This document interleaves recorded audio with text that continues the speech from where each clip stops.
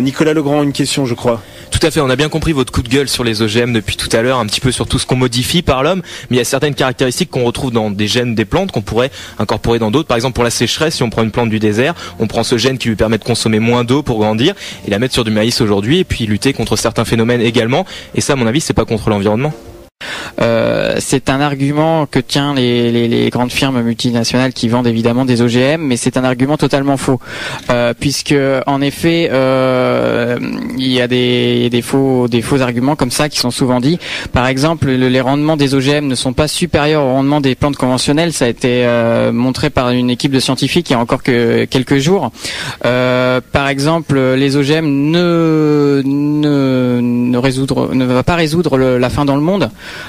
Puisque par exemple l'an dernier, donc c'était il y a exactement un an, l'ONU a acté sur les OGM, puisqu'on lui avait demandé de le faire, et puis c'est aussi elle a voulu se prononcer sur les OGM, et il y a un rapport qu'a sorti l'ONU, hein, donc c'est pas n'importe qui a dit tout simplement les OGM ne résoudront jamais la faim dans le monde. Actuellement, les firmes, ce qu'elles veulent, c'est vendre un OGM à un agriculteur avec l'insecticide qui va avec le contrat qui va avec sur 5 ans pour lui vendre pendant 5 ans. Donc ça sera trop cher.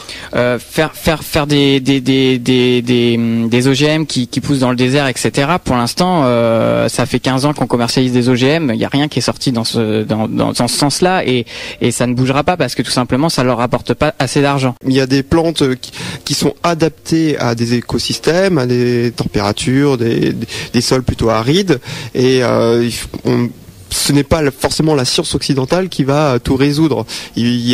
Chaque paysan dans les pays du Sud a aussi une culture, a des connaissances de son environnement, et c'est peut-être plutôt en les aidant, en les écoutant et en développant plutôt la science chez eux qu'on va réussir à résoudre les problèmes de famine quand ils éclatent, par exemple au Sahel.